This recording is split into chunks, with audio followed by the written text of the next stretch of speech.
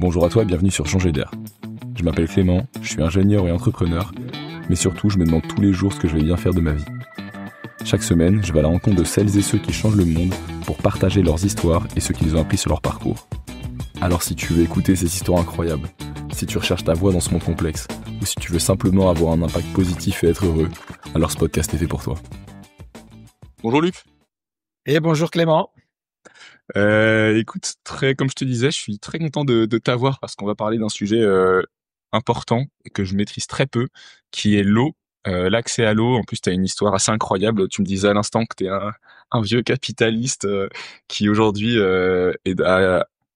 gère une entreprise qui s'appelle Agua des Sols, qui, on va le voir, arrive à récupérer de l'eau de l'atmosphère, donc il y a une source quasiment infinie d'eau, une eau non polluée. Donc tu as un projet, moi je trouve que tu as une très belle boîte et qui a un beau futur, et en plus tu as toute une histoire avant avec ton associé que tu avais rencontré il y a longtemps. Donc je trouve que on va parler d'eau, on va parler de ce que tu fais avec Aqua des Sols, on va parler de ce que tu as fait.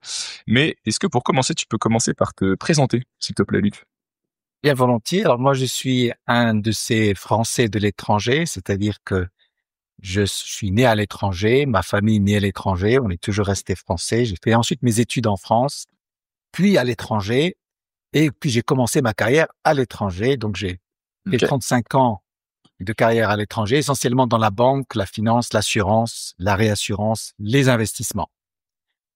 Et un jour, quelqu'un m'appelle À au l'étranger, où téléphone et ça? alors, j'ai fait l'Europe, j'ai fait l'Asie du Sud-Est, et beaucoup de Moyen-Orient et d'Afrique du Nord. Ok. Donc 9 pays en tout sur 35 ans. Ok, c'est pas le sujet du jour, mais j'ai toujours envie, à chaque fois, je suis un peu curieux. Qu'est-ce que tu as appris dans cette carrière d'assurance, de finance? C'est quoi tes grandes fiertés? Qu'est-ce que tu en retournes? Alors moi, mon job, c'était essentiellement de créer des compagnies d'assurance, des établissements financiers dans les pays que les grands groupes internationaux, que je ne citerai pas pour pas faire de publicité, que les grands groupes internationaux considèrent des pays difficiles, mais dans lesquels il faut être. Par exemple, l'Arabie Saoudite. Par exemple, l'Égypte au moment de la révolution et des printemps arabes. Donc, j'étais le gars qu'on envoie en général dans les pays chauds pour soit racheter des compagnies, soit les créer, soit les fusionner, les restructurer, les redévelopper pour que ensuite, quand le temps se calme, on puisse avoir une belle plateforme et démarrer très vite des activités financières. Donc, je suis plutôt l'homme des situations, je dirais, non normales. Ok, ça devait être excitant. Et c'est quoi tes plus grandes fiertés dans ce travail?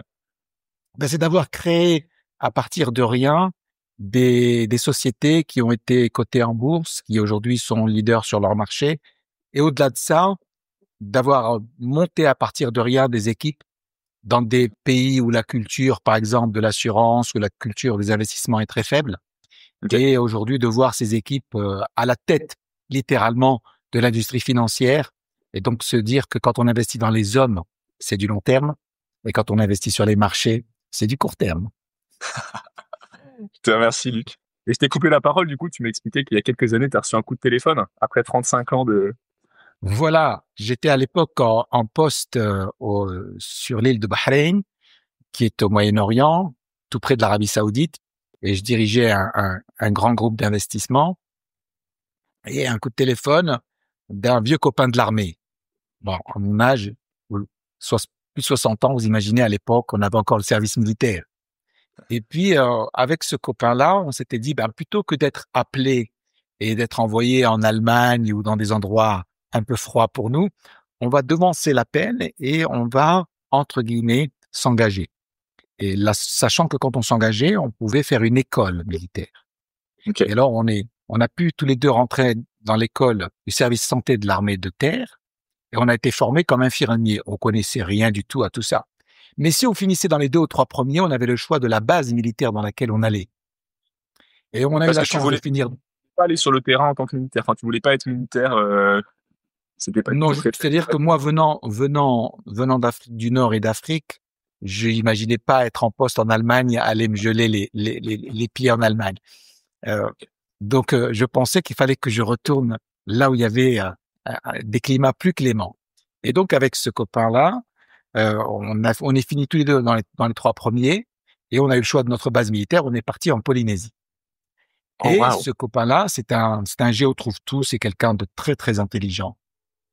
Et T'as un puis après copain l'armée, ou c'était un copain non, c'est un copain on s'est que tu t'es rencontrés fait à sur l'armée place? en faisant nos Ok. classes. Voilà. Et donc, et puis donc ensuite on s'est perdu de vue, on s'est retrouvés, on s'est perdu de vue jusqu'à ce coup de téléphone. Et il me Et dit, regarde, attends, parce que tu dis que c'était un jeu trouve-tout. Déjà à l'époque, quand tu faisais le service militaire, tu t'étais dit, ok, ce gars, il invente tout et n'importe quoi. oui, quand on était à l'armée dans le service de santé de l'armée de terre, à chaque fois qu'il y avait un cyclone en Polynésie, on envoyait des équipes médicales pour faire l'assistance à la population. Et forcément, on est toujours à court de matériel. Il y a forcément ceci qui casse, ceci qui tombe en panne. Pour lui, réparer tout. Il arrivait avec deux trucs à en faire un troisième. Bref, c'était vraiment quelqu'un qui avait le sens qui avait une vision du réemploi des choses. Ok. Et ça, c'est très important, une vision du réemploi des choses. Et donc, on s'est perdu de vue. Puis des années après, ce coup de téléphone lorsque j'étais à Bahreïn, moi, j'étais en train de quitter Bahreïn pour rentrer au Maroc, dont je suis originaire. Et ce coup de téléphone me dit, ben voilà, regarde, j'ai inventé quelque chose qui maintenant marche. J'ai fait les protos, tout fonctionne. Mais moi, je connais rien à la finance, je connais rien à l'entreprise, je suis un ingénieur, je sais faire ceci et cela. Est-ce que tu voudrais m'aider? Je lui dis, écoute, si je veux vraiment t'aider, il faut que je raisonne comme un financier, non pas comme un ami. Donc, je vais prendre ton projet, je vais le casser dans tous les morceaux et je vais raisonner exactement comme un investisseur. Et puis, si je rentre, je ne vais pas rentrer simplement pour donner un coup de main. Si je rentre, je donne un coup de main et j'investirai de l'argent avec toi. J'ai regardé le dossier, j'ai essayé de le casser et j'ai pas réussi. Ok. Donc, j'ai investi et je me suis investi. Et t'es devenu. Et Et je c'était me quoi? suis investi. Quand il t'a dit, j'ai un dossier, il t'en a pas dit plus? Alors, il m'a montré par la suite, bien évidemment, le dossier. Ouais. Donc, de A à Z, son invention, comment ça fonctionne, quelles étaient les utilisations possibles, etc., etc., comment ça pouvait être fabriqué, quels étaient les concepts derrière tout ça. Donc, c'était déjà un dossier très, très sérieux. Bien évidemment, tout dossier a des failles, sinon, ce serait déjà la NASA. Mais en tout cas, celui-là, il était vraiment, vraiment très, très, très fort. Et je me suis surtout dit une chose, là, on est sur un sujet, au-delà d'un dossier. Pour moi, c'est pas un dossier d'investissement. Pour moi, c'est un sujet. C'est le sujet de l'eau. Et lorsque j'ai regardé les trois vérités qu'il m'a mis en face, la première, c'est que lorsque la température sur Terre augmente d'1 degré, il faut bien savoir que l'humidité dans l'air augmente de 7%. Or, le réchauffement climatique, qu'est-ce qu'il fait? Il enlève de l'eau sur Terre et il le met dans l'atmosphère. 1 degré de plus ici, 7% de plus là. Or, si le GIEC nous dit qu'on va être plutôt à 4% d'augmentation des températures, 4%, ça fait 28% d'augmentation de D'humidité. l'eau dans l'air. Ouais. Et donc, deuxième vérité, s'il y a déjà dans l'air 6 fois le total de toutes les rivières du monde, et qu'en plus on va ajouter des pourcents et des pourcents et des pourcents ça veut donc dire quoi? Ça veut dire que de toute évidence, la principale source d'eau au monde, la plus gigantesque qui soit, c'est l'air, c'est pas l'eau. C'est l'air. Cherchez pas de l'eau, cherchez de l'air. Ouais. Donc, la conclusion, elle est évidente. Arrêtons de creuser et de bousiller notre environnement. Arrêtons de pomper. Arrêtons de filtrer parce que l'eau, non seulement il y en a moins, mais sa qualité baisse. Et il faut pomper beaucoup plus profond maintenant pour trouver de l'eau. Et quand on pompe profond, l'eau est saline. Elle contient plein d'éléments qu'on ne peut pas assimiler. Donc, il faut la filtrer, la transporter, etc. Ça devient très, très cher, très coûteux. L'eau est de mauvaise qualité, alors que là, devant nous, nous tend les bras le ciel. Une source infinie. Le ciel, c'est de l'eau. Voilà. Ok. Et donc, la question, c'est comment capturer cette eau sans impact? Mieux, est-ce qu'on peut capturer cette eau en ayant en plus un impact négatif, c'est-à-dire que ce qu'on va faire économise des tonnes de CO2 et des tonnes d'eau. Et bien, c'est ce qu'il a réussi à faire. Et là, je me suis dit, waouh, là, je suis sur un sujet. J'ai vu beaucoup d'investissements dans ma vie, 35 ans dans le domaine financier, on en voit. Mais j'ai jamais vu un sujet qui me parle autant que celui-là. C'est-à-dire que là, on parle de l'eau, de quelque chose d'universel. Non seulement d'universel, mais maintenant qui devient critique pour plein de monde, dans plein de pays, y compris la France. Ce qu'on pensait inimaginable il y a 10 ans en France, s'est produit. Regardez ce qui s'est produit dans les Pyrénées-Orientales, 3 années de sécheresse. Le préfet a été contraint, et heureusement, de distribuer à la population des centaines de milliers de bouteilles d'eau en plastique parce que les gens n'avaient plus d'eau du robinet. C'est la France. Ouais. Alors imaginez demain le Maroc ou d'autres pays ou la Mauritanie ou quoi. Vous allez multiplier ça par 10. Donc, la conclusion, c'est quoi? C'est qu'il y a un marché gigantesque qui ne sera pas servi. Troisième vérité. Même les gens qui ont de l'eau du robinet, comme vous et moi, ne la boivent pas forcément. Les chiffres de la Banque mondiale, c'est que 42% des gens qui ont accès à l'eau du robinet ne la boivent pas. Donc, sur les 5 milliards de personnes dans le monde qui ont accès à l'eau du robinet, imaginez-vous que 2 milliards ne boivent pas l'eau du robinet. Et donc, qu'est-ce qu'ils boivent? Eh ben, ils boivent de l'eau en bouteille plastique. Et je vous pose la question, qu'est-ce que vous avez à la sortie de tous les supermarchés en France et en Navarre? Des rayons gigantesques d'eau en bouteille plastique. Mais la question, c'est comment se fait-il que dans les pays où il y a de l'eau, les gens boivent de l'eau en bouteille plastique? Et payent leur eau 20 fois plus cher que 20 fois celle plus cher, d'eau. parce qu'ils ne font pas confiance. Pourquoi ils ne font pas confiance? Je saurais pas dire. Il y a plein de raisons qui font qu'ils n'ont pas confiance. Ou qu'ils pensent que l'eau en bouteille plastique est meilleure, ou ceci, ou ceci, ou cela. Très bien. Donc, le besoin d'eau, il est là. Et le besoin de recherche d'eau de qualité, il est encore plus là. La solution qu'a inventée Agua de Sol et mon collègue, c'est une solution qui capture l'eau qui est dans l'air, c'est-à-dire l'humidité, la nuit, à travers un simple petit panneau qui ressemble à un panneau photovoltaïque. Ce panneau va aspirer l'air ambiant la nuit. Il va capturer les molécules d'eau dans ce qu'on appelle un adsorbant, qui est une sorte de petite bille microporeuse. Les molécules d'eau sont capturées et on va attendre le lendemain que le soleil se lève. Le soleil va venir chauffer, donc on est bien sûr le soleil thermique, va venir chauffer le panneau. La température dans le panneau va monter à 120 degrés, 130, 140 degrés. Forcément, mes molécules d'eau vont devenir de la vapeur d'eau. La vapeur d'eau, c'est un gaz qui s'élève, qui monte. Et dans mon panneau, sur mon panneau, j'ai une petite vitre. Et la vapeur d'eau va venir se condenser sous la vitre, parce que la vitre est plus froide que la vapeur d'eau. Donc, on a bien pris de l'air la nuit. On a restitué de l'eau le jour en utilisant quoi? Les lois de la physique et le soleil. Donc, il est possible. C'est un peu le principe de la rosée, on est d'accord? Tout à fait. C'est l'idée, elle est vieille comme le monde, depuis les Grecs et les Romains. Capturer la rosée est très bien. Mais vous faites comment pour la capturer? Voilà, il faut un processus qui soit extrêmement durable, qui ne consomme pas d'énergie autre que l'énergie solaire, et un processus qui fasse que cette eau, elle soit de qualité.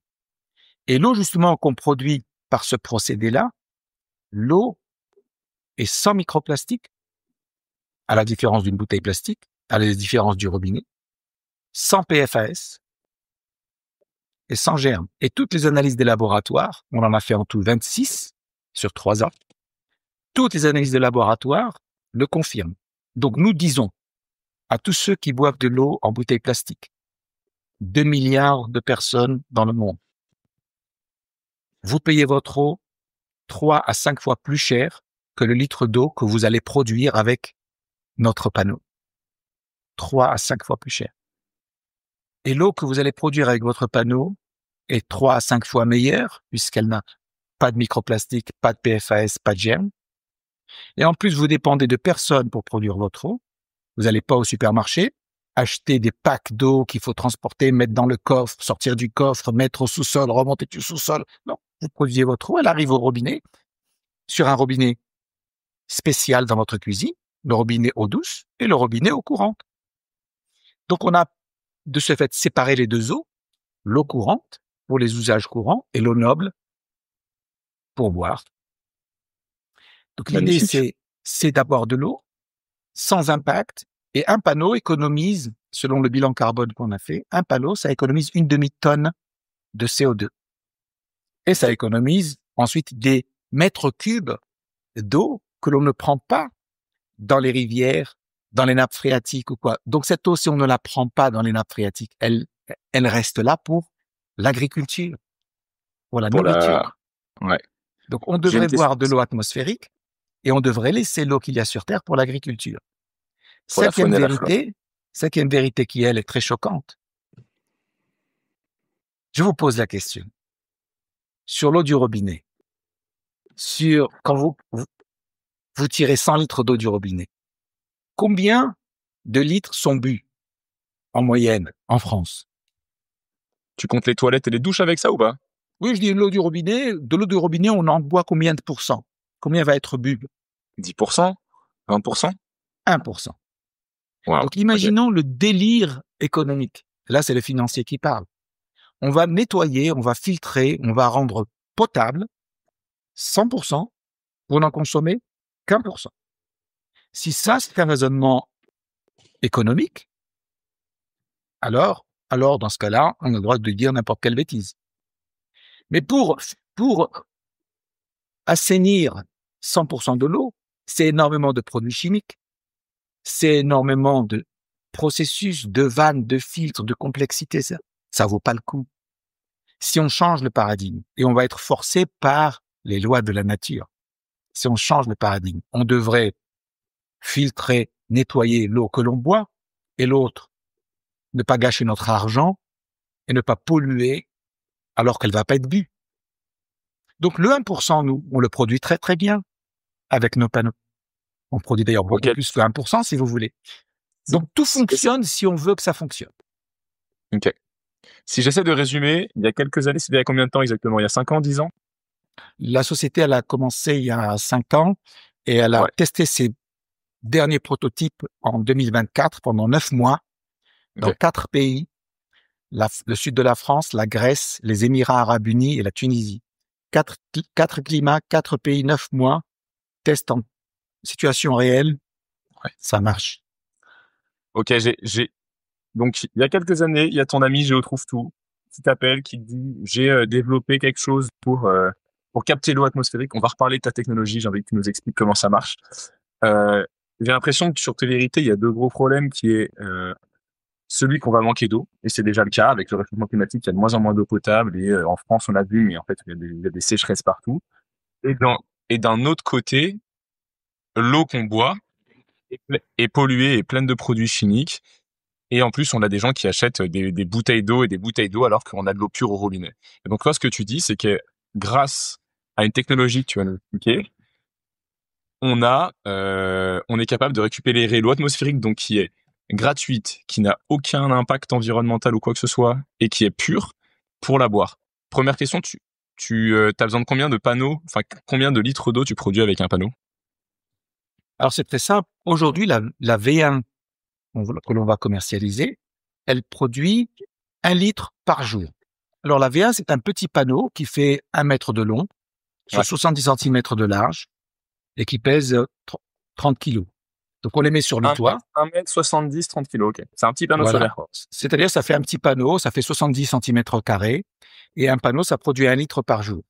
Okay. Ça veut dire qu'une famille, si je prends par exemple une famille qui serait en Afrique du Nord et qui aurait besoin de 2 litres d'eau de boisson par jour, famille de 5 personnes, donc ils ont besoin de 10 litres. 10 litres égale 10 panneaux, et 10 panneaux égale 7 m². Mais un toit, ça fait 40, 50, 100 m². Donc, c'est tout petit. Okay. Et donc, c'est tout petit pour être autonome. C'est tout petit pour être en bonne santé. C'est tout petit aussi pour le portefeuille. Ok. Ton panneau, il coûte combien, du coup? Alors, comme le propre du panneau, c'est que il a été conçu pour être fabriqué partout dans le monde, son prix va dépendre du pays dans lequel il est produit. Forcément, en France, j'imagine qu'il sera un peu plus cher que au Bangladesh ou en Mauritanie ou au Sénégal.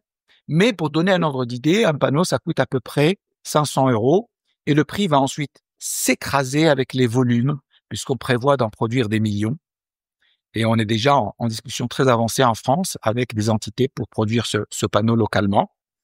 Donc, les composants du panneau, tous les composants du panneau sont déjà produits à l'échelle. Ça, c'est très important. Ouais. La force de juste à les l'invention, assembler. voilà. La force de l'invention, c'est que tout existe déjà produit à l'échelle. Donc, le panneau est à un prix relativement bas, ce qui donne un prix du litre de l'ordre de 0,8 centimes d'euros le litre, alors que sur l'eau en bouteille plastique, tu es probablement à 30 centimes d'euros. Donc, quand je dis qu'on est 3 fois moins cher, c'est en vérité plutôt 5 fois moins cher. Ok. C'est marrant parce que c'est pas le financier qui parle quand tu dis que tu veux produire en France, que ce sera plus cher si t'étais un directeur général et que tu disais je veux juste maximiser le rendement, tu produirais tout en Chine pour pas cher et tu l'enverrais au coin du monde et tu aurais plus de bénéfices. Alors pourquoi est-ce que tu choisis de dire de les produire Eh ben, localement?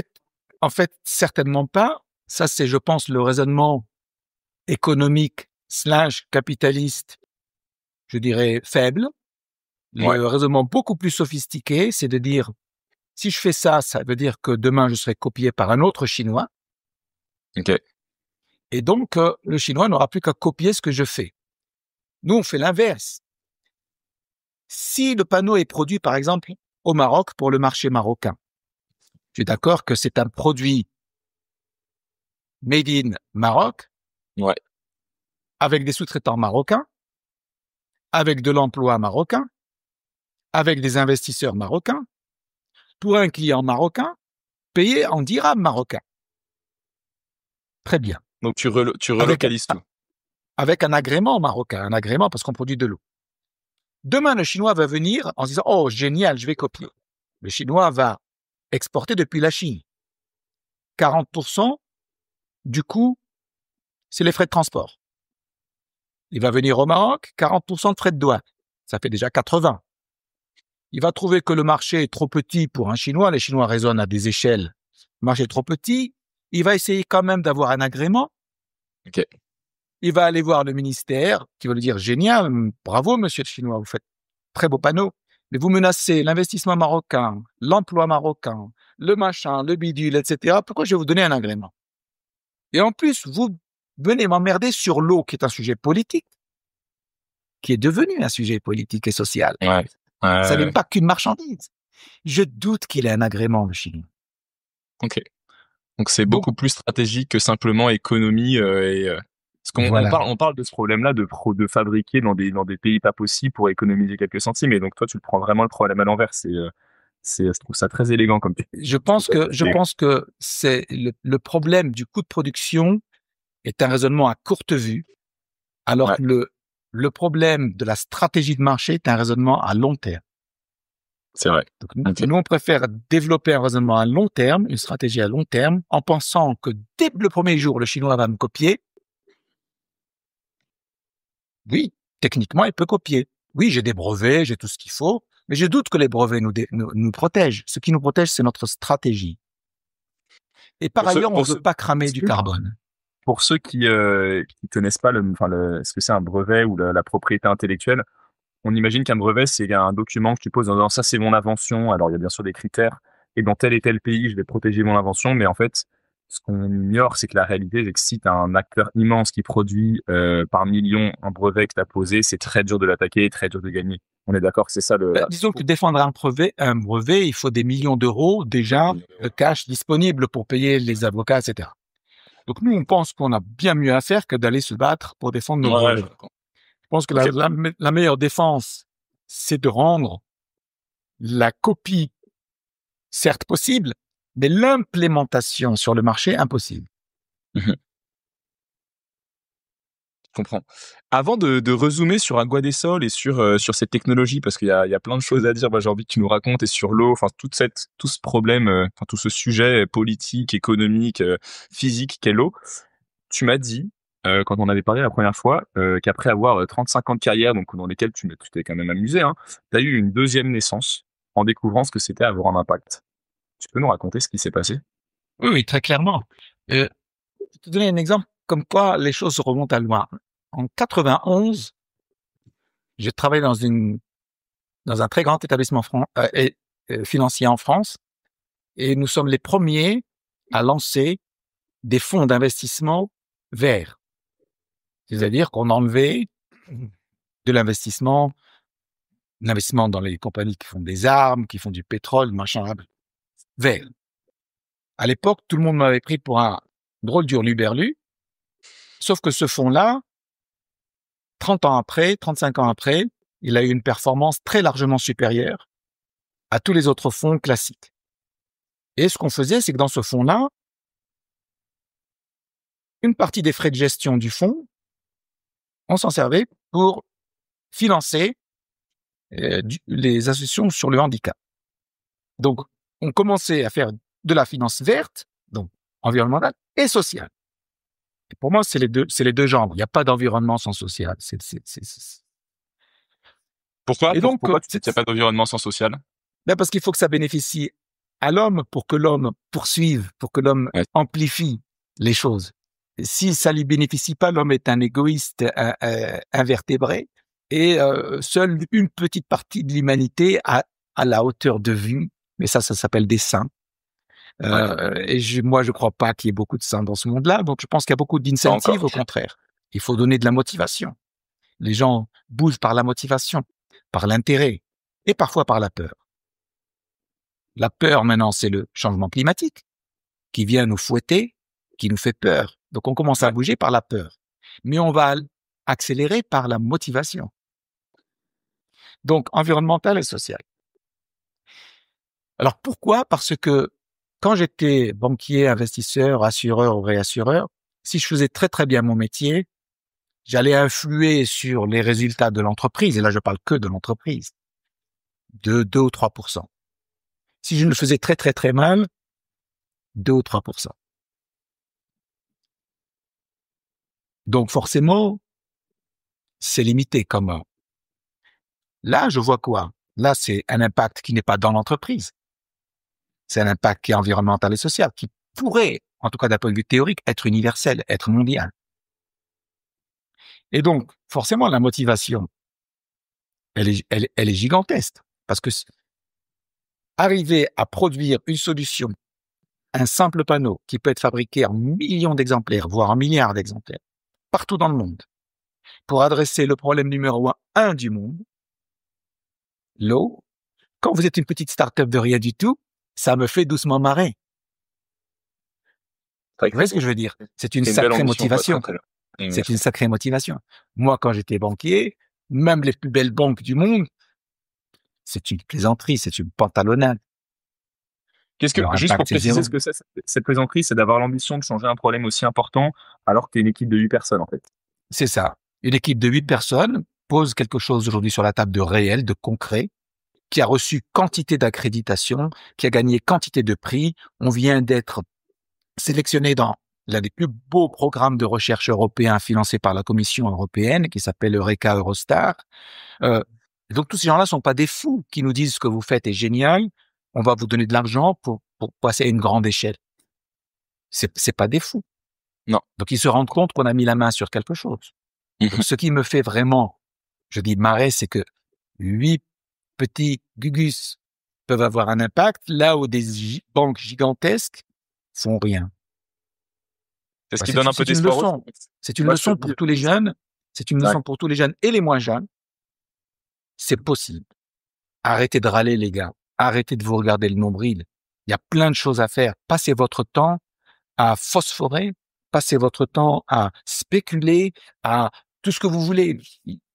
Mais arrêtez de pleurer, là. Le monde, il est ce qu'il est. C'est pas en pleurant un peu plus ou un peu moins qu'on va l'arranger. Maintenant, il faut s'y mettre. Quand on regardait, il y a encore hier à la télé, ce que fait Mistral dans l'intelligence artificielle, et ben c'est pareil, c'était 8 gugus comme nous il y a encore 3 ans ou 4 ans. Sauf que maintenant, ça va devenir une référence presque mondiale. Donc, c'est possible. Il faut y croire et il faut être... Enfin, ce que j'entends dans ce que tu racontes quand même, c'est que même si vous étiez 8, toi, tu portes cette mission, ces vérités que tu parles sur l'eau, c'est au fond de ton cœur, quoi. Ça vibre et la première fois qu'on a parlé, j'ai été touché par ça, ce côté l'eau, c'est un sujet indispensable. Il faut qu'elle soit disponible partout et qu'on rende ça. Et j'aime beaucoup Ah, ton approche de dire on va le produire localement pour toutes les raisons que tu as évoquées, mais juste parce que c'est logique en fait. C'est évidemment qu'on va produire les panneaux qui produisent notre eau localement. On va pas les importer de l'autre bout du monde. Et c'est ce qu'on fait oui, partout. et puis, faut pas oublier que aujourd'hui, vouloir gagner de l'argent en cramant du CO2, c'est-à-dire en transportant des choses, ça n'a aucun sens. Donc, on veut pas cramer de CO2. Est-ce qu'il y a une raison pour qu'on crame du CO2 alors que le panneau peut être produit localement? Il n'y a aucune raison. Donc, c'est illégitime de gagner de l'argent sur le dos du CO2 ou de H2O. Ouais, mais tu serais pas le premier à le faire si tu le faisais. Enfin, c'est pas encore Oui, quelque chose qui a disparu, malheureusement. mais je dirais que après une carrière de financier et en plus à mon âge, si je le faisais, je serais un sombre imbécile. Ok. Et donc, qu'est-ce qui s'est passé dans ton quotidien? Cette deuxième naissance, là, on comprend que factuellement, toi, t'as développé cette logique, mais est-ce que aujourd'hui, tu te réveilles différemment que ce que tu le faisais à l'époque, quand tu travaillais pour une assurance? Est-ce qu'il y a quelque chose? Tu m'as parlé d'une deuxième naissance, donc qu'est-ce qui a changé Ah oui, moi, fondamentalement c'est très pour le... clair. Avant, j'étais extrêmement bien. Non, mais c'est très clair. Avant, j'étais extrêmement bien payé. J'avais des grands bureaux, j'avais une voiture de fonction, j'avais du personnel. Maintenant, je suis tout seul, je gagne pas un centime et je suis encore plus motivé. Donc, il y a peut-être une corrélation entre les deux. Non. Là, il y a la liberté de pouvoir entreprendre et de développer une vision en sachant que, de toute façon, il va en rester quelque chose pour l'humanité. Il va en rester quelque chose pour les collègues, pour l'entreprise. Il va en sortir quelque chose. Si c'est pas sur l'eau de boisson, c'est sur l'eau d'irrigation. Ouais. Les applications de l'eau sont gigantesques. On a commencé l'entreprise avec 7 cas d'usage. On en est aujourd'hui à 37 cas d'usage. C'est Ok. gigantesque. Des On cas a d'usage, ça veut dire des cas des applications possibles de notre panneau. Des applications possibles sont presque infinies. Et donc, chaque cas d'usage, c'est un segment de marché, c'est un nouveau business. Ça mériterait presque, il y a plusieurs cas d'usage qui mériteraient presque une compagnie dédiée à ce type d'implémentation, tellement ça devient précis. Par exemple, dans le domaine de l'eau d'irrigation, le programme européen qui nous finance a trouvé que ce qu'on avait assemblé, qui pour moi était de briques et de broc au début, ben maintenant c'est devenu une solution. Qu'est-ce qu'on a assemblé? Un spécialiste de l'analyse satellitaire des sols. Donc par satellite, il nous dit ce sol-là peut accueillir tel type de plante parce que en fonction du sol, de sa terre, très bien. On a adjoint un spécialiste de la météorologie locale de précision, très important, locale de précision. Donc le satellite va fournir ces données à notre petit serveur et à un logiciel avec un petit module d'IA dedans. Les données du satellite arrivent là-dedans. Les données de la station météo qui sait le temps qu'il a fait la veille, le temps qu'il fait aujourd'hui et le temps qu'il fera demain. Toutes ces données rentrent là-dedans. Le petit serveur dit au panneau, aujourd'hui, tu dois donner à la plante 18 gouttes. Peut-être que demain, ça sera 153 gouttes. Pourquoi? Donc là, tu as ajouté, pour que les auditeurs comprennent bien, là, tu as ajouté sur ton panneau qui récupère l'eau atmosphérique pendant la nuit, tu as ajouté un petit serveur, un petit ordinateur qui lui dit, en fonction de la météo, voici ce que tu dois distribuer à la plante. Et là, on n'est plus du tout sur l'application eau à boire. On en reparlera parce qu'on sait qu'on doit obtenir des nutriments et tout. Et donc là, tu dis, j'ai mis mon panneau dans des champs. Et donc, à la place de ramener de l'eau par rapport à des robinets, moi, je mets mes panneaux et le serveur va distribuer l'eau en fonction de la météo aux plantes. C'est ça. Il y a plein d'endroits dans le monde où il y a des millions d'exploitations agricoles qui vont disparaître parce qu'il leur manque 20-30% d'eau. Elles ont de l'eau, mais pas assez. Donc elles vont mourir. Quand dans un pays, une exploitation agricole disparaît, qu'est-ce que ça cause? Ça cause de l'exode rural. L'exode rural va dans les villes et les villes vont ensuite, en Europe ou ailleurs. La source de tous les déséquilibres, c'est l'eau à la source. Que ce soit l'eau de boisson ou l'eau d'irrigation. Donc, on a adapté notre panneau à eau de boisson. On l'a connecté avec du satellite, avec de la météo.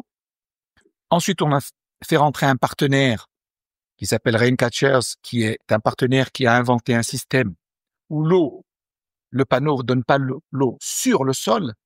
La goutte ne tombe pas sur le sol. Mais la goutte va arriver exactement sous la racine de la plante, par un système breveté.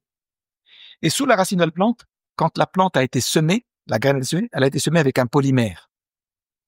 un biopolymère. Donc, quand l'eau va arriver sous la racine de la plante, le polymère va se gonfler, va retenir l'eau. La plante va toujours avoir de l'eau. Donc, nous, on va donner de l'eau à la goutte près. Elle va être retenue. Elle ne s'évapore pas sur le sol. Toutes choses étant égales par ailleurs, on a fait des tests sur les plants de tomates. On économise 82% de l'eau. Grâce à ce petite polymère. start-up de rien du tout. Mais on s'est mis en consortium avec d'autres partenaires, le météorologiste, le satellite, le système d'irrigation sous les racines, les biopolymères, et dans le sol, on a mis une sonde hygrométrique. Elle aussi connectée à notre serveur, à notre logiciel. Et in fine, elle dit au serveur, tu t'es pas gouré, tu as bien donné le bon nombre de gouttes d'eau. Au contraire, elle me dit, t'es un peu court ou t'es un peu long. Et donc, le logiciel apprend de lui-même et va régler ensuite la distribution de l'eau par les panneaux. Donc, voilà un truc simple pour l'eau de boisson qu'on a appliqué à l'eau d'irrigation. Et avec ça, on peut sauver des millions d'exploitations agricoles dans le monde qui vont fermer. C'est pas une spéculation, c'est qu'elles vont fermer cette année. Des dizaines de milliers vont arrêter cette année parce qu'il leur manque 20-30% d'eau. Mais on l'a, nous, cette eau. Ah, c'est beau. Tu peux nous expliquer du coup comment marchent ces panneaux solaires, ces panneaux de récupération d'eau, parce que depuis tout à l'heure. Absolument. Alors, imaginons un panneau qui fasse, comme je disais, 1 mètre de long sur 70 cm de large. Dans ce panneau-là, on a des tubes. Ces tubes, ils sont micro-perforés. Dans ces tubes, on a ce qu'on appelle un adsorbant. Attends. T'as un panneau, donc il y a un panneau, je sais pas, de plastique, de verre.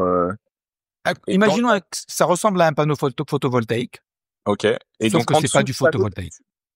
Et dans le panneau, on a des tubes. Comme sur mon smartphone, là, imagine que j'ai des tubes. Deux dans le panneau. Ils sont dans le panneau. Ces tubes, ils sont micro-perforés. Et ils sont remplis d'une petite bille qui est microporeuse. Cette petite bille, lorsque l'air va être aspiré dans le panneau la nuit, il y a un petit ventilateur en bas du panneau qu'on a inversé, donc ça devient un aspirateur. Il va aspirer l'air la nuit, l'air humide rentre dans le panneau, il traverse les tubes, il traverse les billes capturent les molécules d'eau, ce qui veut dire que c'est comme si le panneau la nuit se remplissait d'eau. Donc tu as un panneau qui est orienté vers le sud pour pouvoir recevoir le soleil et qui est posé avec un angle à peu près de 35 degrés.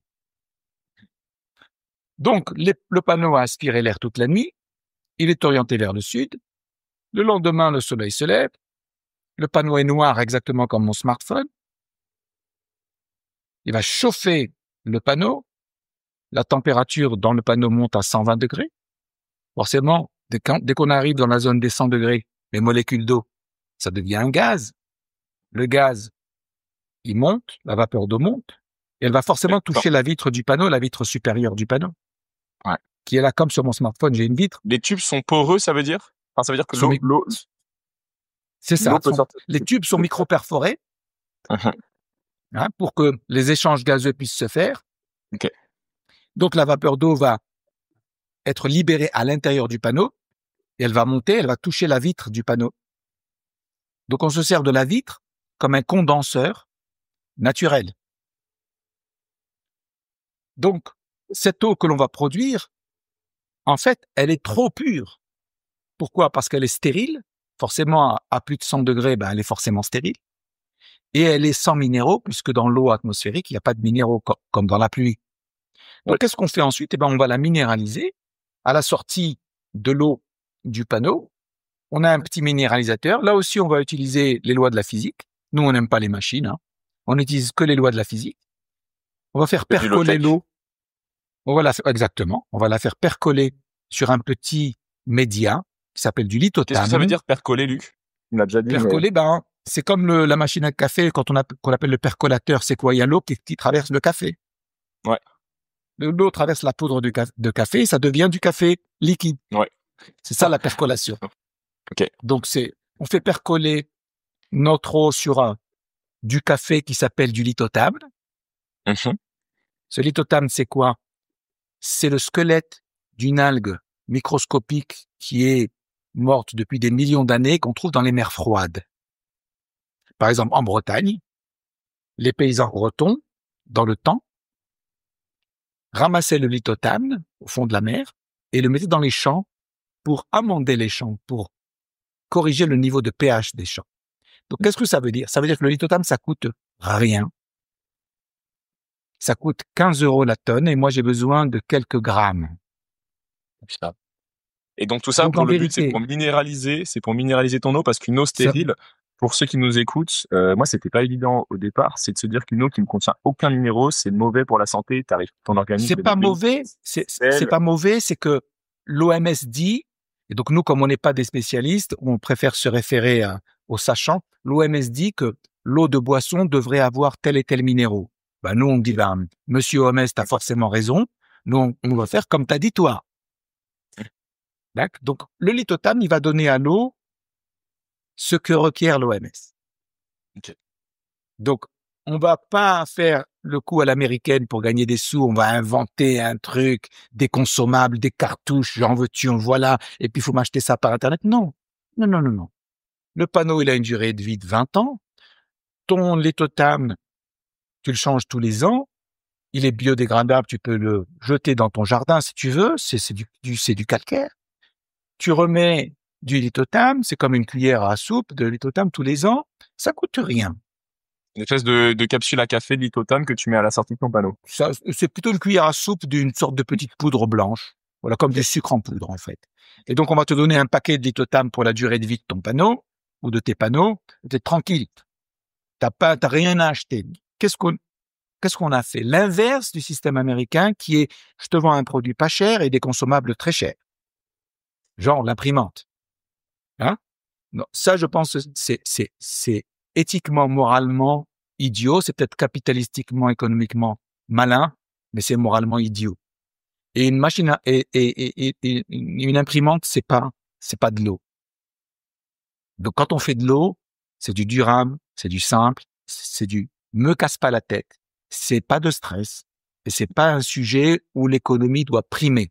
Ça veut pas dire qu'on gagne pas d'argent. On en gagne suffisamment pour pas nous pervertir sur ces chemins-là.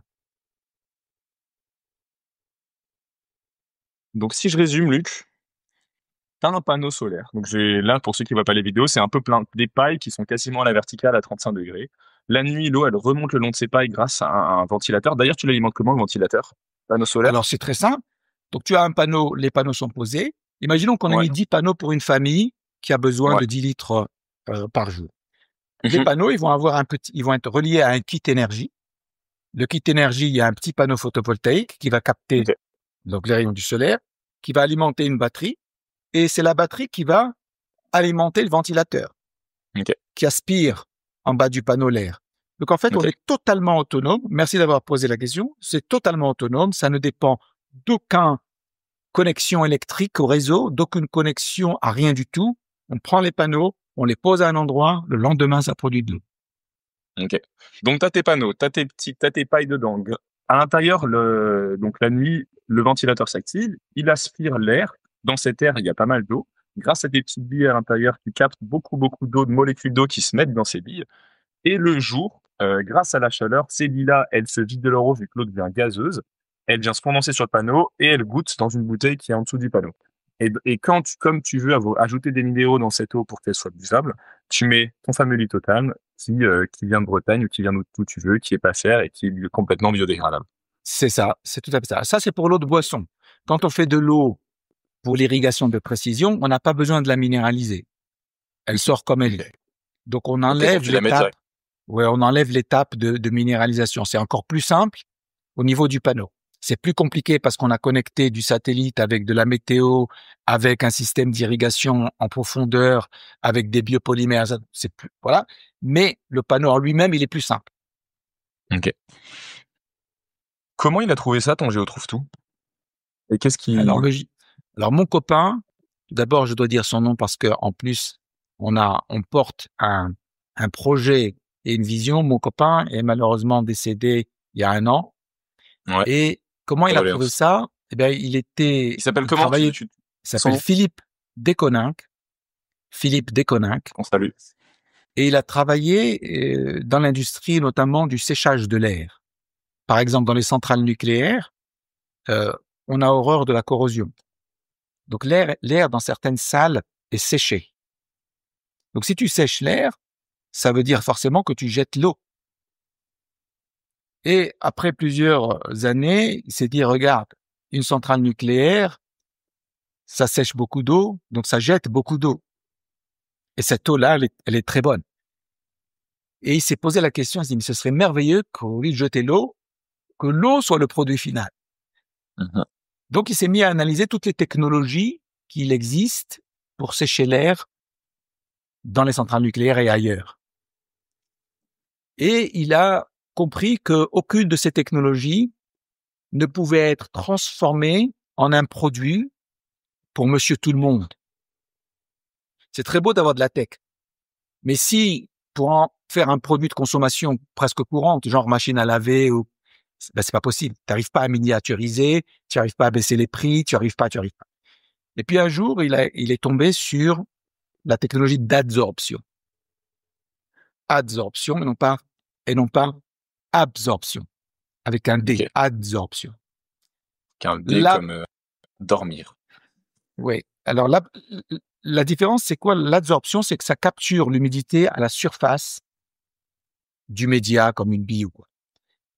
Et donc, il s'est rendu compte que par l'adsorption, on pouvait capturer des quantités d'eau assez importantes. Et par le soleil, on pouvait désorber. Si on chauffe l'eau, elle se vaporise. Ouais. Et donc, adsorption, désorption. Et il s'est dit, bon voilà, j'ai 2 phases. Première phase, je vais trouver quelque chose pour adsorber. La deuxième phase, je vais essayer de désorber en n'utilisant que le soleil. Et il a fait plein de protos. Et d'ailleurs, dans le petit, je dirais, musée de la société, on a tous les protos depuis l'origine et qui montrent comment, par différentes phases et plein d'itérations, il est arrivé au prototype qui a été testé, qui fonctionne par adsorption, désorption, totalement naturel, loi de la physique, low-tech, fabricable partout, très durable. Un panneau, ça a une durée de vie de plus de 20 ans. Et l'adsorbant a une durée de vie de plus de 150 ans. Ouais. Okay. Donc, quand il a réussi à faire fonctionner, c'est là où il m'a appelé en me disant, regarde, j'ai quelque chose. Moi, je sais pas monter une boîte, je sais pas lever des fonds, je sais pas faire la finance, je sais pas ça. Tu te débrouilles avec tout ça. Et j'ai dit, OK, je me débrouille avec tout ça. Pourquoi il t'a appelé toi? Vous étiez resté en contact? Oui, on était resté en contact. Moi-même, si lui et Géo trouvent tout, moi je le suis un petit peu aussi. J'ai développé 3 brevets quand j'étais plus jeune. J'en ai vendu certains très bien. Mais moi, j'ai pas eu le courage que lui a eu. C'est que lui, il a eu le courage de non seulement d'écrire les brevets, mais de développer les protos. Moi, j'ai pas eu le courage de développer les protos. J'étais pas assez compétent, assez doué pour faire les protos. Lui, il l'a fait. Ça, c'est chapeau. Comment ça s'est passé, si tu acceptes d'en parler, son décès? C'était quand même ton associé, c'était quand même l'inventeur de la technologie. Comment toi, t'as trouvé la force de continuer Et écoute, tu sais, moi, ayant géré beaucoup d'établissements financiers, dans tous les établissements financiers, on a ce qu'on appelle un succession planning, c'est-à-dire qu'on prévoit sa propre mort. C'est vrai? C'est-à-dire, on dit, voilà, le dirigeant de l'entreprise, moi, je suis un risque pour mon entreprise. Je dirige une banque, je suis un risque pour la banque. Si je meurs avec des secrets, avec des contacts, avec plein de choses. Donc, il y a toute une série de méthodes pour diminuer le risque. Le fait que je travaille pas sur mon ordinateur, je travaille sur le serveur. Tout ce que je fais, c'est sur le serveur de l'entreprise. Donc, l'entreprise va retrouver tout ce que je fais. Moi, j'avais déjà mis en place un serveur. On travaille tous sur serveur. Donc, si demain je disparais, s'il disparaît, tout est sur le serveur. De façon à ce que la connaissance soit déjà partagée. Ensuite, il y a toujours des plans B. Donc, si l'un des 3 dirigeants passe sous un camion, il faut un plan B. C'est quoi les plans B? Donc, c'est d'autres équipes, d'autres personnes qu'on a identifiées. Ce qui fait que quand, malheureusement, il nous a quittés, au lieu d'être KO, parce qu'on était une petite start-up, on aurait dû s'arrêter. Au lieu d'être KO, on avait toute la connaissance d'un côté, on avait un plan B de l'autre, on travaillait en étroite collaboration, et donc, au lieu de mettre 1 an et demi ou 2 ans avant on a mis 6 mois pour se relever. Donc, comme quoi, tout s'organise.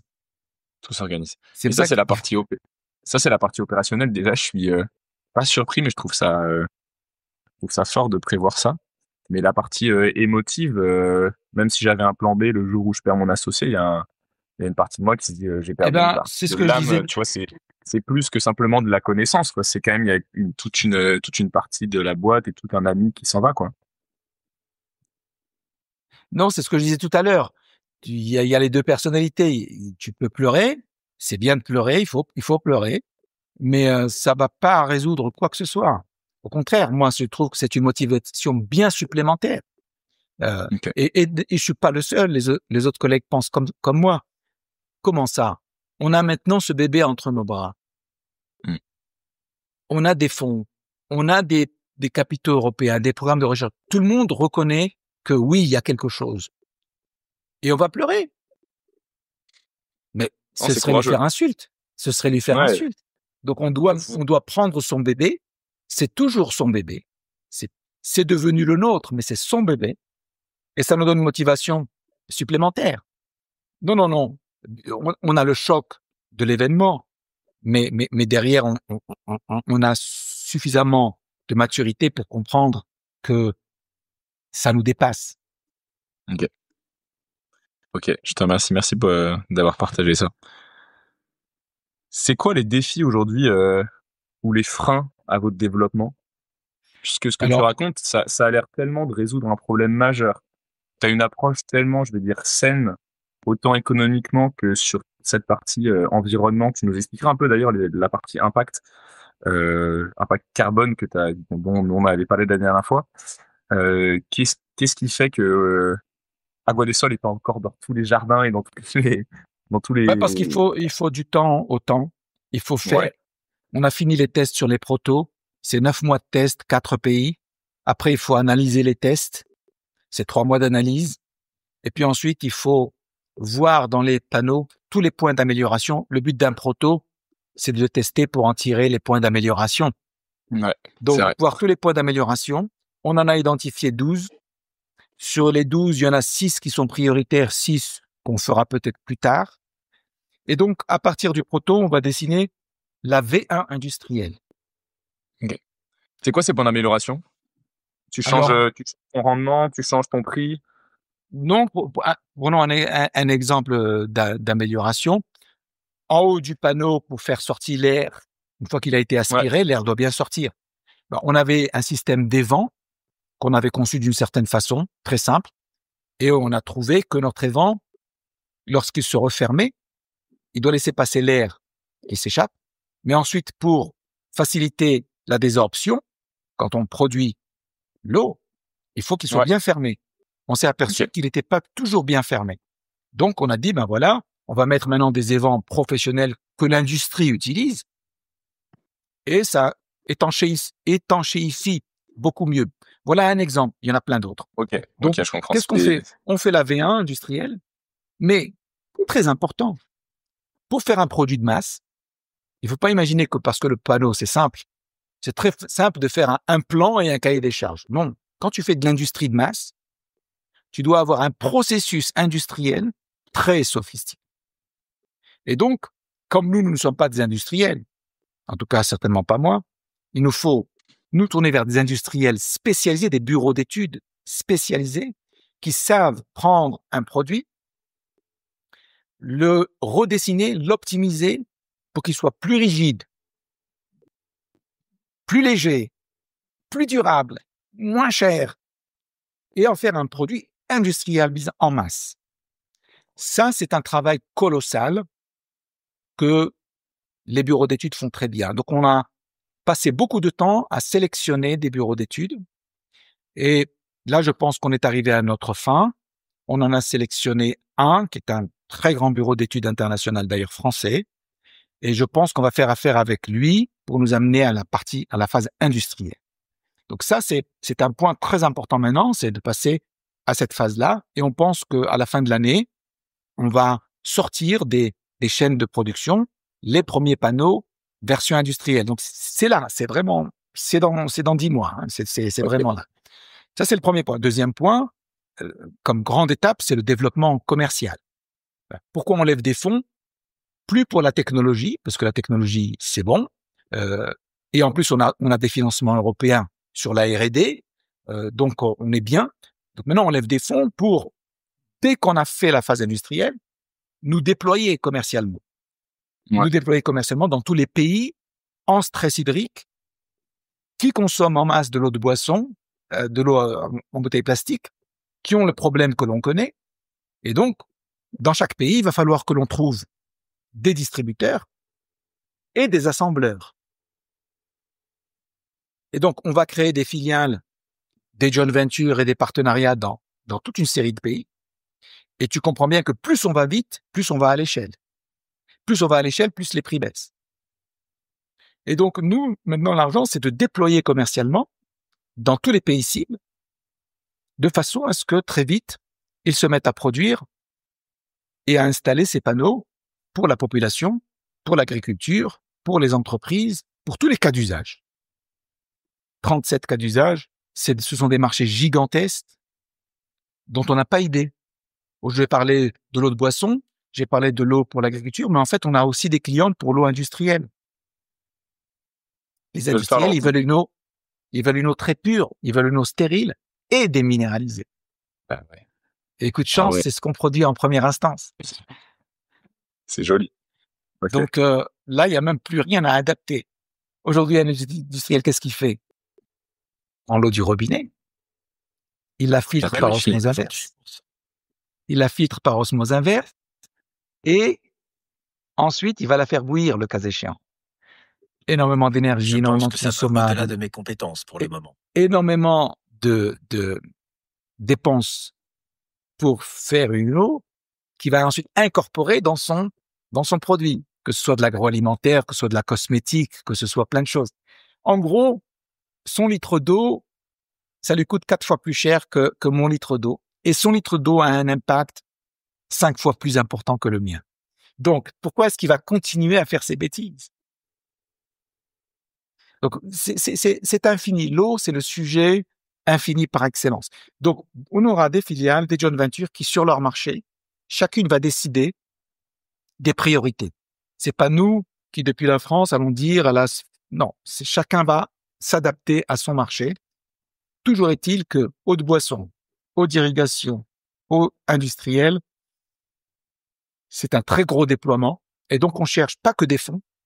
On a besoin de fonds, bien évidemment, pour déployer. On a besoin de partenaires industriels et commerciaux. On a besoin aussi, ce que j'appelle des parrains ou des ambassadeurs. On aimerait bien que des grands noms, des personnalités nous rejoignent pour parler de ce problème, pour parler de ces solutions, pour vulgariser ce sujet. Et j'espère, dans 5-6 années, tout le monde trouvera que ces panneaux sont d'une banalité effroyable. Ça serait magnifique. Ça serait magnifique. Le jour où c'est banalisé, on a fait notre boulot.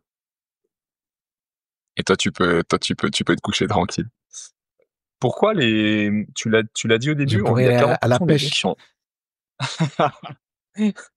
ira pêcher ensemble. Pourquoi est-ce qu'il y a 40% des gens qui ont accès à l'eau du robinet qui ne boivent pas l'eau du robinet? Et est-ce que c'est justifié en termes de santé? Est-ce que l'eau du robinet, elle est meilleure que l'eau en bouteille? Alors, je pense qu'il faut raisonner de la façon suivante. Tout d'abord, on ne peut pas généraliser, mais si on veut quand même rester sur une dimension générale, si 42% des gens qui ont accès à l'eau du robinet ne la boivent pas et boivent de l'eau en bouteille plastique, c'est qu'ils n'ont pas confiance en l'eau du robinet. Pour plein de raisons. Ouais. Toutes les analyses qui sont sorties en Europe récemment sur l'eau du robinet et récemment encore en France sont pas rassurantes. Parce qu'on Moi, je trouve veux des surtout pas. PFAS, des polluants éternels, des Oui, microplastiques. moi, je veux surtout pas rentrer dans ce sujet-là parce que c'est pas mon sujet. Moi, mon Ouais. sujet, c'est l'eau en bouteille plastique. Ouais. Donc, je dis que, à tort ou à raison, voilà, disons ça comme ça, à tort ou à raison, les gens ne boivent pas l'eau du robinet. Mais 42%. c'est important ce à tort ou à raison parce que en attendant d'avoir tes panneaux installés partout, euh, moi j'avais quand même lu que oui, il y avait des problèmes dans l'eau du robinet, mais il y avait aussi des problèmes dans l'eau en bouteille plastique. Donc Bien plutôt que de sûr. juste regarder les études sur l'eau du robinet, il faut Ah, comparer les mais deux. bien sûr. Et est-ce que toi, t'as la connaissance pour nous dire s'il y en a une qui est vraiment beaucoup bien pire ou bien mieux que l'autre? Ben, ça dépend des villes, des pays, des machins.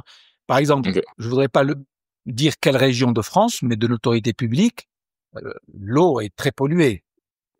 Ok. Bon, quand on regarde ce que les gens boivent, on n'est pas à 42%, on est à 70%.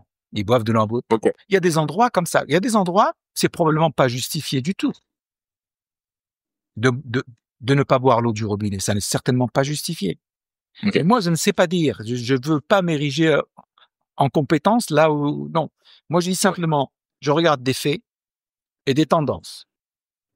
Ouais. Moins la qualité du robinet difficile, la quantité difficile. Énorme.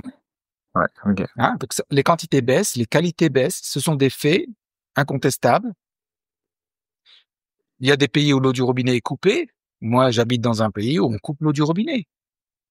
Donc, on a tous des citernes sur notre toit. Pourquoi? Pas pour le plaisir d'avoir une citerne. Parce que quand on coupe l'eau, ben pendant 2-3 jours, je fais quoi? Donc, je remplis ma citerne en prévision. Donc, ça veut dire qu'il faut tout nuancer. Donc, il y a des endroits, ils ont raison, des endroits, ils ont tort, des endroits, ils ont à moitié raison, à moitié tort. Je ne sais pas. Les faits sont, la consommation d'eau en bouteille plastique augmente partout dans le monde. Les prix augmentent partout dans le monde parce que pour faire du plastique, il faut du pétrole et il faut du transport pour transporter les bouteilles. Donc, ce sont des faits lourds, des tendances très lourdes. Et nous arrivons avec une alternative à ce délire. Et l'alternative, elle est moins chère et de meilleure qualité. Donc, surtout, ne vous abstenez pas. Il faut vite que tu les Si on était, industrialises, hein. oui, si on était plus cher, à la rigueur, je comprendrais qu'on nous dirait oui, mais quand même. Mais non, c'est beaucoup moins cher. Ok, je te remercie. Donc, ce que tu dis, c'est que l'eau du robinet, en effet, parfois, elle est polluée. Il y a un côté, aller peut-être enquêter sur sa propre région, puisque finalement, l'eau en bouteille plastique est également pas parfaitement saine, et que la meilleure Certainement. solution, ce serait d'avoir de l'eau d'agua des sols. Oui, de l'eau pure, en tout cas de l'eau dont les laboratoires disent. Moi, je connais pas une bouteille plastique où les laboratoires ne trouvent pas de microplastique. Hmm. Je connais pas Ah une non, bouteille mais plastique où les laboratoires me disent pas qu'il y a du PFAS. Et parfois, ils ont trouvé des germes. Moi, je lis ce qu'on me donne à lire, hein. Et je dis, ben, non, mais regardez, clairement. moi, je vous mets au défi, l'eau que l'on produit, il n'y a pas de microplastique. Il n'y a pas de PFAS, il n'y a pas de germes. Donc, je suis de meilleure qualité, je suis beaucoup moins cher. Et en plus, j'ai zéro impact. Et je fais bosser pas mal de monde aussi. Et tu relocalises les industries et non, mais écoute, on en reparlera, mais je serais même intéressé pour t'aider. Est-ce que tu cherches, t'as envie de recruter des gens en France Alors pour oui, lancer ce projet? on va, dans le cadre de notre déploiement donc industriel et commercial, on va monter en France. Alors notre société est française, elle est à Ouais. Bourg-en-Bresse. C'est une holding qui détient la propriété intellectuelle, les brevets, les marques, les contrats stratégiques, tout ça, tout ça. Cette holding crée des filiales là où elle a Ok. des marchés. Donc, on a une filiale au Maroc, une en Tunisie, bientôt une aux Émirats Arabes Unis, une en France, qui va s'occuper du sud de la France et de l'Europe du Sud, Ok. partout où il y a ce stress hydrique. Donc oui, je pense que vers la fin de l'année 2025, on aura créé notre filiale en France, on commencera à la staffer et on commencera à signer les partenariats industriels avec les fabricants locaux. Je te remercie, Luc. J'ai quelques dernières questions. Si on prend un peu de recul, donc là, on parle de l'eau, on parle, tu l'as dit toi-même que l'eau est polluée, l'eau est devenue rare, il y a le réchauffement climatique, donc il y a quand même, la civilisation qu'on a créée nous pousse à aujourd'hui dans plein de problèmes et dans le mur. Et si on n'avait pas des solutions comme la tienne, on serait quand même bien, on serait en train de s'empoisonner et on continuerait à le faire. C'est quoi tes plus grandes peurs pour le futur? Bah, sans que ce soit les miens, je pense qu'il y a trois éléments qui sont là, qui menacent beaucoup de choses. C'est bien évidemment cette pollution je pense qu'elle est presque inarrêtable maintenant. Et je vais donner un exemple. Quand bien même on arrêtait aujourd'hui, partout dans le monde, 100% du plastique. Demain, 100%. La pollution plastique dans les mers, les rivières augmenterait pendant 30 ans. Pourquoi? Par la désagrégation du stock de plastique qu'il y a, qui se désagrège, la pollution augmentera encore pendant 30 ans. Ah ouais, Donc, c'est fort dans le dos. je veux dire, il y a des chiffres qui te remettent sur terre. Ouais. D'accord? Donc, je pense que il y a le sujet du changement climatique qu'on connaît très bien. J'ai pas besoin de revenir là-dessus. Mais la pollution, j'ai l'impression que parfois elle est un petit peu, comment dire, euh, cachée par le sujet du changement climatique. La Ah pollution, ouais. c'est quelque chose qui, à mon avis, est inarrêtable je dirais, à horizon 30-50 ans. Ouais. Ouais. Je pense que c'est une réalité. Mais je suis loin d'être un expert. Je regarde que simplement le plastique à ma petite échelle. Ça. Ensuite, bien évidemment, la question de l'eau, elle restera. Ça, personne peut l'éviter. Puis après, c'est les pandémies, bien sûr. Mais il y a souvent une relation entre les pandémies et l'eau. Si tu Ouais. prends par exemple le Ok. choléra et les épidémies de choléra, notamment en Afrique, c'est lié à l'eau. Et l'aspect politique, ce qui se passe aux États-Unis, les Trump, les Musk, qui sont les hommes les plus puissants du monde et qui se comportent comme des enfants de 5 ans, à se provoquer, à s'insulter, ça te, ça te touche pas spécialement? Bien évidemment, ça touche, mais il faut quand même se dire une chose, c'est que faut relativiser. Et là, je fais pas de politique, mais pour moi, ils sont bien moins dangereux que les Chinois ou d'autres, qui eux font peut-être pas de grandes déclarations, ont en revanche des gestes beaucoup plus profonds et négatifs. Euh, et je pense que voilà, c'est très facile de s'acharner sur des pantins et de pas regarder ce qu'il y a sous les pantins. Ouais. Hein, et c'est beaucoup plus dangereux. Donc, le danger, à mon avis, vient pas de là nécessairement où on croit. C'est toujours Ouais. très à la mode, très facile pour nous, bien assis, avec notre confort d'Européens, de juger. Certainement, c'est répréhensible, mais à mon avis, on regarde pas nécessairement du bon côté. Je suis assez d'accord, hein, j'ai de la famille en Chine, ce qu'ils me racontent, c'est aussi très froid dans le dos, mais du coup, t'as pas cette, moi, même si on résout, comme tu dis, même si on enlève le plastique, on résout la pollution, il y a une espèce de tendance de pouvoir qui est dans les mains de personnes, dont les intérêts sont vraiment, dangereux, tu vois, et dont sont égoïstes et il y a aucun intérêt du bien commun. Donc t'arrives à te dire, bon, j'espère que dans quelques années ça ira mieux ou t'arrives à voir en fait que c'est pas que ça. Oui, là, on revient à la notion de bien commun et à la notion d'impact. Par exemple, nous, dans notre réflexion, alors qu'il n'y a aucune réglementation d'aucune sorte sur l'eau atmosphérique, hein, on a un partenaire investisseur dans la société, d'ailleurs je les salue, qui s'appelle Human for Impact, et avec eux, on développe l'idée que c'est pas parce qu'il n'y a pas une réglementation que la morale, c'est la réglementation. La morale commande de considérer l'eau atmosphérique comme un bien commun, n'est-ce pas? Ouais, c'est ce que tu Et donc, si c'est un bien commun que je capture pour le bénéfice de certains, je dois rendre des comptes. Même si personne ne m'en demande. Je dois Mhm. rendre des comptes, déjà à moi-même. Toi, tu choisis de rendre des comptes. Tu te dis, je capture de l'eau, c'est un bien commun. Je vois pas pourquoi est-ce que je devrais, ce serait gratuit. Donc toi, tu décides de rendre des comptes. C'est ça ce que tu Mais me c'est dis. une évidence. C'est une évidence. Ouais. C'est pas à moi, ça. C'est à l'humanité. C'est pas moi qui ai créé cette humidité dans l'air. Ouais. Elle est exacerbée d'ailleurs par le changement climatique, comme je l'ai expliqué tout à Mhm. l'heure. Moi, je l'utilise. Mais on est bien d'accord que je suis une entreprise privée. Donc, un privé capture un bien public, il doit rendre des comptes. Et comment est-ce qu'on va rendre des comptes? C'est malheureusement. Un panneau, mais oui, en fait, tout est simple. Si on veut un tout petit peu se forcer à être, je dirais, à être moral, simplement moral. Un panneau économise une demi-tonne de CO2, selon notre bilan carbone. Le bilan indépendant en fait. Donc, imaginons que je produise 10 millions de panneaux, seulement 10 millions, je suis d'accord que j'aurais économisé 5 millions de tonnes de CO2. Ouais. La tonne de CO2 aujourd'hui sur le marché. D'économiser, il faut comparer à la situation de base. Ça veut dire que tu comparais par exemple à la bouteille plastique. À une bouteille plastique. Voilà. C'est ça. Parce que nous, on se positionne, on est l'alternative au plastique. Nous, on veut prouver que le plastique existe, mais ça, c'est nous. Donc, on va forcément diminuer le plastique.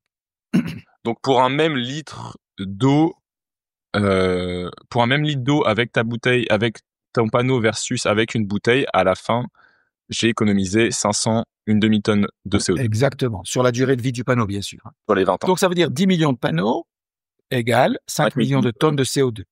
Sur le marché du CO2, la tonne de CO2, on va dire qu'elle est autour de 100 euros. Donc, tu es d'accord que si j'ai économisé 5 millions de tonnes à 100 euros, j'ai économisé combien de centaines de millions d'euros? 500 millions d'euros. Ouais. Donc, en captant ce bien public, ce bien commun, je vais vendre mon panneau, faire de l'argent avec mon panneau, mais en plus, je fais de l'argent avec le CO2 que j'économise. Eh bien, l'argent du CO2, 500 millions... Juste pour être clair, cet argent du CO2, c'est que aujourd'hui, il y a un marché du carbone et quand tu prouves que tu économises du carbone... tu vends ton économie à des gens qui, eux, polluent trop. Ok. Et ça existe déjà aujourd'hui, ça? Ah oui, ça existe déjà, c'est très, très répandu. Le marché du CO2, c'est réglementé, c'est au niveau européen, c'est au niveau international. C'est un marché du CO2. Ceux qui polluent beaucoup achètent des crédits carbone à ceux qui polluent pas. Okay. Donc, il y a une bourse, du CO2. Un impact positif sur le CO2, quoi, qui enlève du CO2. Okay. Donc, la tonne de CO2, pour faire simple, on va dire qu'elle est autour de 100 euros. Okay. D'accord? Si je produis 10 millions de panneaux, 5 millions de tonnes à 100 euros, ça veut dire que je vais gagner 500 millions d'euros. Ouais. D'ailleurs, si tu étais investisseur, tu dois rentrer tout de suite. Hein. Bon, 500 millions d'euros en plus de mon bénéfice opérationnel sur mes panneaux. Cet argent-là, je devrais le provisionner, pas l'encaisser comme bénéfice. Je vais le mettre de côté et on va créer un fonds qui va investir dans tous les domaines de la recherche et du développement sur l'eau, qui sont probablement des domaines compétitifs, qui vont nous concurrencer, mais les idées que les grands fonds d'investissement ne financent pas. Ils vont dire non, vous êtes trop tôt. Vous n'avez pas encore vos brevets, vous êtes trop tôt pour nous, bien sûr. Comme ça, on tue des milliers d'entreprises en devenir. Parce que le raisonnement capitalistique pur et simple ne peut pas s'adapter à tout. Il est performant dans la majeure partie des cas, mais pas dans tous. Et donc, il faut qu'il y ait des acteurs qui disent « moi-même, j'en ai été victime. Et je ne vais pas faire la même chose. Je ne vais pas reproduire le schéma victimaire. Je vais faire l'inverse une fois de plus. Cet argent, il va financer des startups, de la recherche, des petits génies dans des labos, etc., etc. On va organiser une gouvernance avec des gens très compétents qui vont faire que cet argent-là retourne au commun, retourne à la société, retourne à l'environnement. Mais l'actionnaire ne devrait pas encaisser cet argent-là. Donc voilà, essayons d'être un tout petit peu plus pointus et je dirais pas subtils, mais sophistiqués dans nos raisonnements économiques. Je comprends. T'as pas complètement répondu à ma question sur comment est-ce que tu arrives à garder le sourire face à la situation politique mondiale. Mais ce que tu dis, c'est qu'en fait, ta réponse a été tout de suite de me dire, en fait, regarde, moi je fais ce que j'ai à faire. C'est ça. Et je me si pose chacun pas de fait son taf, si chacun fait son petit taf, mon micro-taf, plus le tien, plus le sien, plus peut-être que nos micro-taf, ça fait quelque chose à la fin. Il faut arrêter de se poser la question. À 8 personnes, t'as fait ce que n'ont pas fait des banques pendant pendant des années. Donc tu peux faire ton travail. Donc toi, ta manière de voir les... de voir le monde et de se battre contre ça, c'est de faire ce que tu as à faire. Ok. Moi, je me bats même Et pas contre le monde. ouais, Je porte un c'est projet. Je me vis pas comme victime ou comme, je porte un projet. Des gens sont autour de nous. Tout ça, ça pousse et ça crée de la valeur et ça s'emballe. Ça s'emballe et Dieu sait où ça va arriver. Donc ça, c'est, là, on n'a pas le temps, on n'a pas le temps de pleurer. Le temps des ok. pleurs est fini. On est mort si on pleure. Le temps des pleurs est fini. Ce serait quoi pour toi? Tu l'as dit, le temps des pleurs est fini. On est en plein changement dans tous les sens. On a plein de problèmes à résoudre et je pense que notre civilisation est en train de changer profondément. Comment tu nous vois l'humanité dans 500 ans? Écoute, déjà, j'espère que le verre d'eau sera pas à moitié vide. Il sera à moitié plein. Plein d'eau pure, ouais, des sols. Non, je pense que ce qui va vraiment, pour moi, sauver l'humanité, c'est la décroissance de la population. C'est pas, là, je prêche contre moi. C'est pas forcément l'impact majeur des nouvelles techno, etc., etc. C'est la combinaison des deux phénomènes. Décroissance de la population, on le voit déjà en Chine, on le voit dans plein de pays. Décroissance de la population, plus techno, plus prise de conscience, arrive un moment donné où ça se rééquilibre un petit peu mieux. Ok. Voilà. Je pense que c'est ça, ce point-là qu'il faut viser. Alors, c'est peut-être pas dans 500 ans que ça va se rééquilibrer, ça va être beaucoup plus rapide, je pense. Quand on regarde les décroissances Parce que cette démographiques. décroissance de la population, il faut qu'elle soit combinée avec une décroissance de notre pollution et de notre impact. Parce que si la population décroît et qu'on a une empreinte carbone 3 fois supérieure, ça change rien, quoi. Oui, mais c'est pas vrai. Quand tu analyses socialement, les personnes âgées consomment moins que les jeunes. Okay. Une personne qui a 80 ans, c'est pas vrai qu'elle achète 3 paires de pompes parce que la dernière Nike ou c'est pas vrai qu'elle mange 3 steaks par jour et c'est pas vrai que elle va en boîte tous les week-ends. Ouais. Donc, c'est pas vrai. Décroissance de la population et décroissance de la consommation par tête. Okay. Donc, tu as deux phénomènes qui jouent avec en plus l'arrivée des nouvelles technos, de filtration, de d'épuration, etc. Je pense qu'il arrivera un moment donné, mais je suis incapable de dire quand, que ça se rééquilibre à nouveau et qu'après le grand problème, ce sera justement le problème du vieillissement de la population. C'est-à-dire que un excès chasse l'autre, c'est le balancier. Et on va trop loin à chaque fois d'un côté du balancier. Bon, les Japonais ont fait le choix de laisser vieillir leur population, de pas favoriser l'immigration. Bah, tu vois la population qui décroît quand même maintenant. Sérieusement, on parle d'1 million tous les 3 ans, je crois, ou 4 ans. C'est pas rien. 1 million de personnes en moins tous les 3, 4 ou 5 ans, c'est. Je me souviens quand j'étais étudiant, le Japon, c'était 143 millions d'habitants. Je crois qu'aujourd'hui, c'est 125 ou 124. Donc, perdre 20 millions, c'est waouh. Quand un pays fait ce choix-là, et bon, ils ont réussi à s'organiser. Ouais, clairement. Côté, ils ont une déflation depuis 30 ans. Ouais. Voilà, donc, je pense qu'il n'y a pas les modèles restent à inventer, on les connaît pas tous. C'est pour ça qu'on est pessimiste. C'est parce qu'on les connaît pas tous. Mm-hmm. Et tu m'as parlé d'un truc, moi, qui me donne beaucoup d'espoir, c'est une prise de conscience. Est-ce que tu penses que là où il y a quelques années, on parlait de notre société comme une société de consommation et c'était accepté comme quelque chose de non seulement normal, mais en plus finalement pas si mal, alors que je sais pas si tu es d'accord, mais au contraire, la consommation rend plutôt malheureux que heureux, autant personnellement qu'à un impact global. Cette prise de conscience, tu penses que dans 100 ans, ils diront c'était quand même un peu débile à l'époque, ils achetaient pour être heureux,